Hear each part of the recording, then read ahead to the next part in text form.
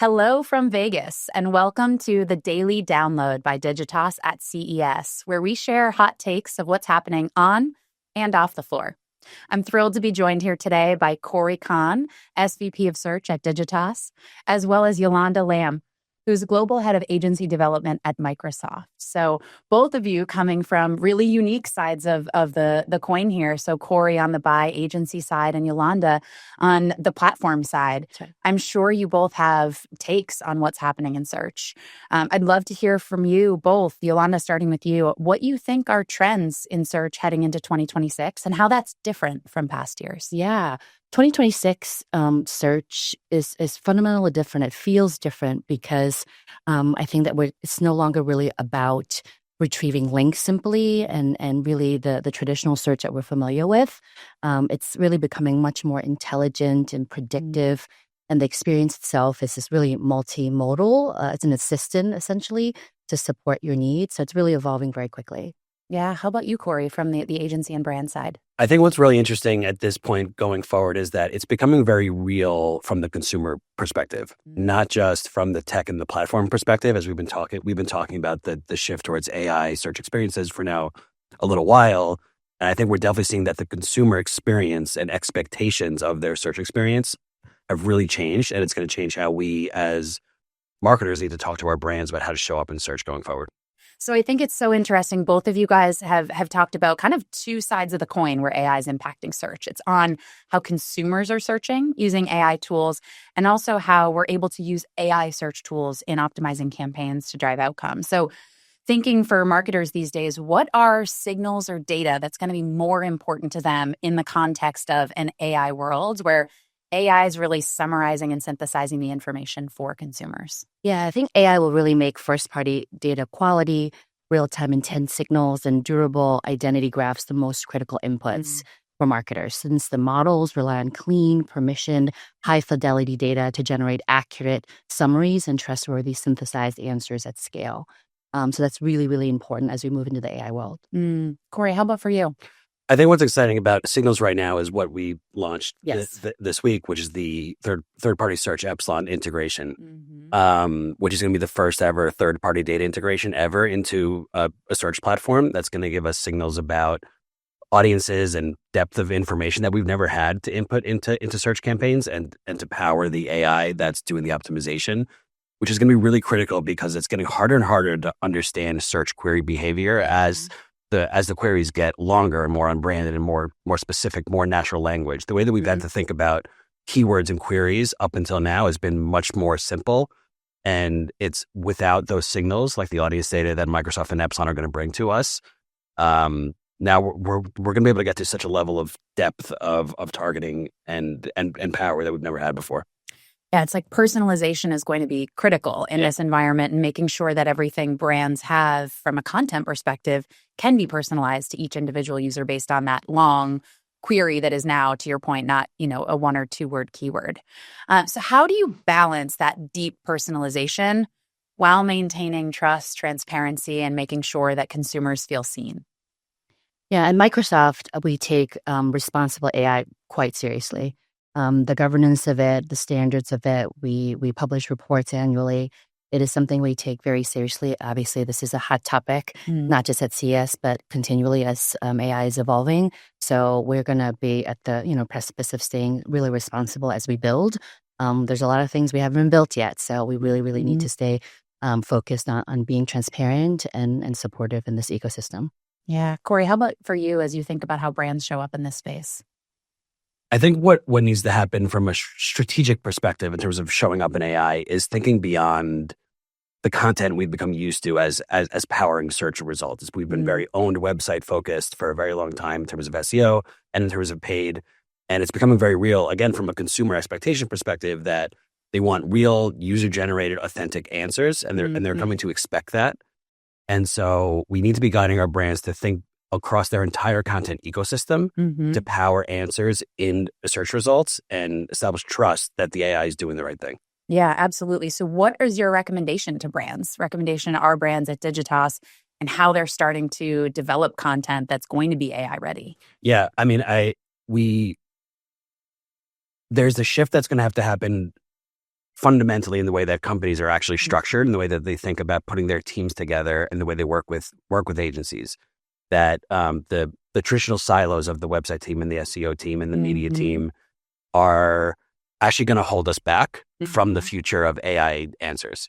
So that connection across those teams to understand that everything a brand is putting into market is actually powering an AI answer in some way. That's a strategic connection that is not inherently built into the way companies, even agencies, are traditionally structured. Yeah. So we are talking to clients about not just a search strategy, but a social strategy, a creative strategy that all has a downstream impact on search. That's a big shift. Yeah, it's such a good point. And I think as we think about the answer for what the brands need to do, it's actually not search. It's creating more content. It's building ecosystems. It's building systems. And it's why I think at Digitas, we're so proud to be ahead of that from a networked experiences, already thinking kind of holistically about how brands show up. Yeah. Now, we can't talk about search without talking about performance, because for almost every marketer, it is the most performant channel in driving business outcomes. This is kind of a scary pivot, right? What they've known to be driving those clicks, driving the site visits, and ultimately driving outcomes is changing. So how are you thinking about measurement evolution, Corey? And then I'd love your thoughts too, Yolanda. Yeah, I think there's this balance that's becoming where we become very heavily reliant on traffic and trackable activity from search query to click to website to knowing what happens. I don't think that's necessarily going away. But understanding the impact of visibility on performance and starting to think about search as actually a mid and upper funnel tactic, which I would argue has actually probably always been the case, but because it's so trackable, we tend to stick it in this low funnel bucket. Search is really clearly becoming a useful, impactful piece of the performance funnel from top to bottom. The reality is I don't think we've quite figured out how to actually measure search in a brand way quite yet, despite whatever tools are out there that are saying that they've solved that. But we are partnering with some tech that we're building ourselves, some tech in the market to try to estimate the impact of visibility that actually has on downstream impact that leads to sales. That's not as simple as just search, click, and buy. Yeah. How are you guys thinking about evolution of measurement at Microsoft? I think measurement in terms of Microsoft advertising is about the ecosystem. So we've been talking a lot about that in the last year or so. We've brought together quite a bit of assets across our ad offerings, right? So, search being our foundation, but everything from Copilot that's obviously being developed with ads soon coming there to, Edge and MSN and areas where content services, where our users are, and now Xbox coming back in the fold.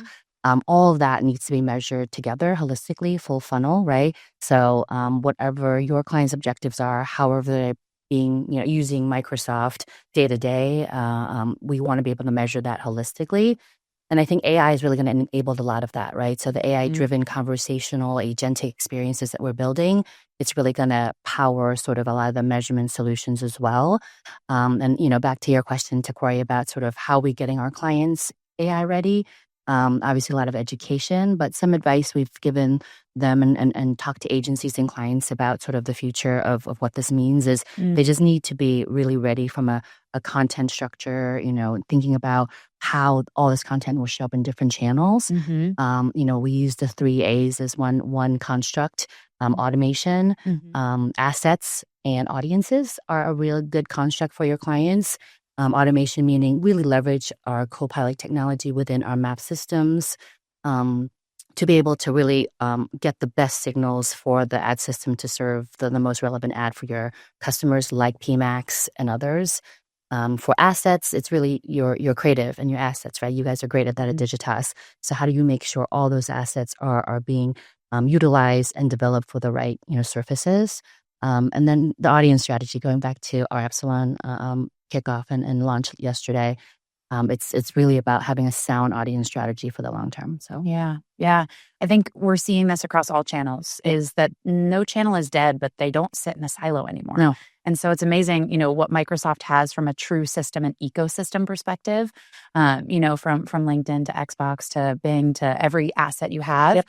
And I think we're moving to a world where brands, agencies, even consumers don't think in channels anymore.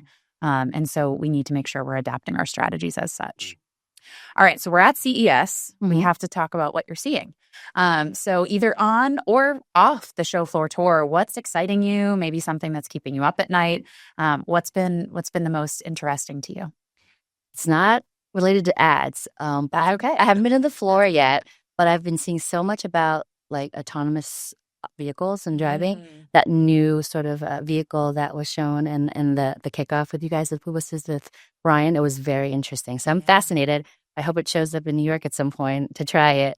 But yeah, autonomous vehicles. Really I think nice. autonomous vehicles in New York sounds like a terrible idea. I know. I'm sure it won't work, but Vehicles in New York isn't really a good idea. but it sounds really But it's very interesting. Yeah. Yeah. Corey. I mean, with my search hat on, which I never take off, I'm excited. I'm excited for us. Yes. Obviously, many of our agencies and our partners have a big presence here, and search and AI is a big topic for everybody, and everyone's talking about advancements that they're making. I'm excited for us as Publicis, as Epsilon, as Microsoft, that we're bringing something to the market here that is very real with our Epsilon partnership, that it has already been in market, that we have data to talk about, that is working, Mhm. that we're going to be able to roll out across clients as a first to market. So I'm excited for us to be part of something that is new and very, very, very real and tangible. Yeah. Thank you guys so much for this insight, this fascinating conversation. I think you heard it here first. Search is not dead. It is evolving. It is not living in a silo anymore. It needs to be more personalized, more measured. And we also need to think about ways to make brands more discoverable. And so excited to be here with you both, who are both on the leading edge of doing just that. Thank you. Thank you all for joining, and please stay tuned for our next episode with Reddit and EA, where we're going to chat all things future of fandoms, creators, and communities.